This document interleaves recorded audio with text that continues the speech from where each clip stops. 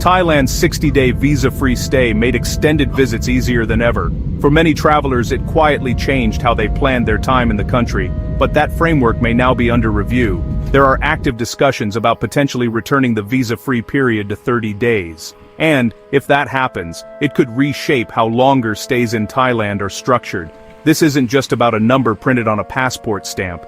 It touches on long-term planning, regional competitiveness, immigration oversight, and overall tourism strategy. So what's really driving this conversation, and what could it realistically mean for travelers? Let's break it down carefully. In 2024, as part of a broader tourism recovery effort following global travel disruptions, Thailand expanded visa-exempt entry to 60 days for citizens of 93 countries. The structure was straightforward. Arrive in Thailand, receive 60 days automatically. If needed, apply locally for a 30-day extension. In practice, that created a potential 90-day stay without needing to secure a tourist visa before traveling. The goal was clear: encourage longer stays, increase visitor spending, and strengthen Thailand's competitive position in Southeast Asia. And by many accounts, the policy achieved that objective, which is why the current discussion is drawing attention. If the expansion supported tourism recovery, what factors are now prompting reconsideration? Thai authorities have referenced several administrative considerations. This includes ensuring compliance during extended visa-exempt stays, preventing unauthorized employment, managing consecutive or repeated short-term entries, clarifying the boundaries between visa-free entry and formal visa categories, and enhancing overall immigration supervision. None of these concerns are new. Visa policy always serves two functions simultaneously. 1. Facilitating tourism. 2. Maintaining regulatory control. Before 2024, Thailand's long-standing visa-exempt period was 30 days. A return to that framework would not introduce something unprecedented. It would represent a move back to the previous baseline. It is also important to note that Thailand continues to offer structured options for extended stays, including tourist visas, retirement visas, business visas, the Destination Thailand Visa (DTV), and long-term resident LTR programs. So the conversation is not about eliminating longer stays, it is about how those stays are categorized and managed. The question then becomes whether shortening the automatic stay is the most effective solution or simply the most direct one. To understand potential impact, it helps to look at who typically relies on this extended time frame. 1. Short-term vacationers, staying 1 or 2 weeks, would likely see little difference under a 30-day system, but several other groups operate differently. 2. Seasonal visitors often stay for 2 to 3 months, particularly during winter periods in Europe or North America. These travelers typically rent accommodation and spend steadily within local communities. 3. Remote professionals employed abroad sometimes choose Thailand as a temporary base, bringing foreign income while spending locally. 4. Exploratory visitors, those considering retirement or relocation, may use 60 to 90 days to evaluate cost of living, infrastructure, and lifestyle before making long-term commitments. These are not permanent residents, they remain temporary visitors.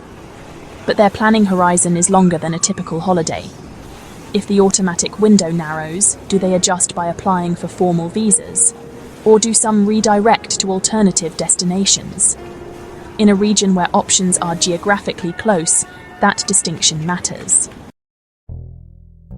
Thailand operates within one of the world's most competitive tourism regions. Looking at neighboring countries adds perspective. Malaysia grants many nationalities 90 days visa-free, with a system that has remained relatively stable. Vietnam now offers a 90-day multiple-entry e-visa, allowing travelers to enter and exit with flexibility. The Philippines permits visa-free entry followed by structured in-country extensions. Cambodia allows visa extensions without requiring departure in many cases. Each country balances openness and regulation differently. None of these systems are identical, but collectively, they create options. If Thailand returns to a 30-day visa-free stay, it would sit closer to the shorter entry end of the regional spectrum, while still maintaining formal long-stay visa pathways. That shift wouldn't automatically reduce competitiveness, but it would change positioning within the regional landscape. And positioning influences perception.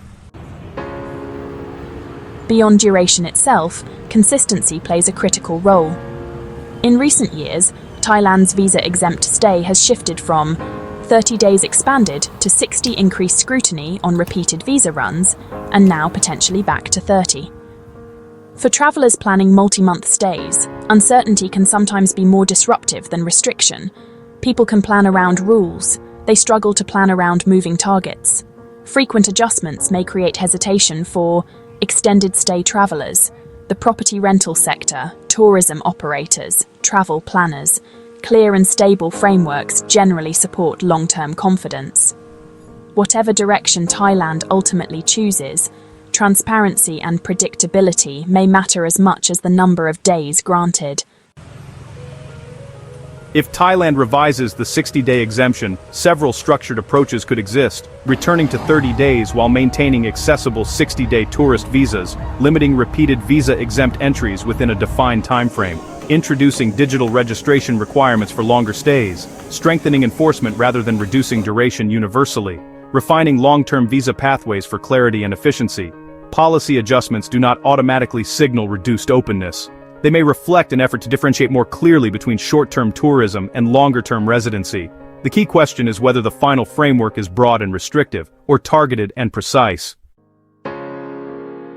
If the visa-free period returns to 30 days, short-term vacationers and group tourism would likely remain unaffected. However, 2 to 3 month visitors, seasonal long-stay travellers, some remote professionals, and extended stay renters may need to adjust their approach. Some may transition to formal tourist visas. Others may reassess how they structure their time in the region. The overall economic impact would depend on how many travellers adapt and how smooth alternative visa pathways remain. Thailand continues to be one of the world's most established tourism destinations, supported by infrastructure, connectivity, and diverse attractions. Visa policy is one important component, but it exists within a broader ecosystem.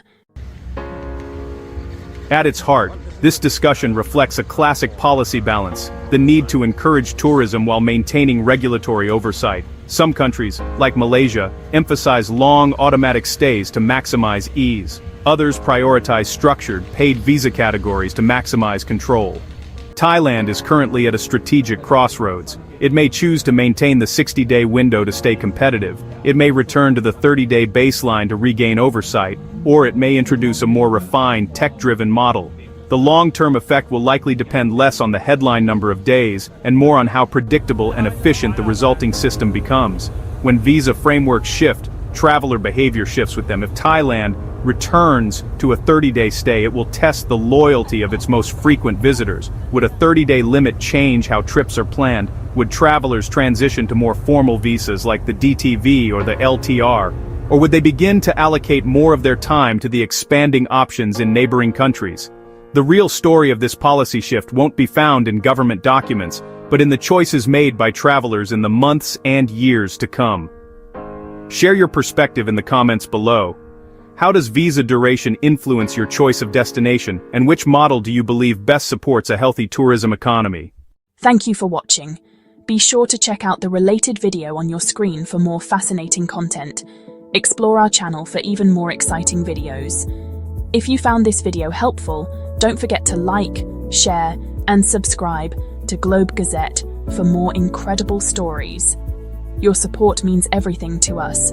We look forward to seeing you in the next video.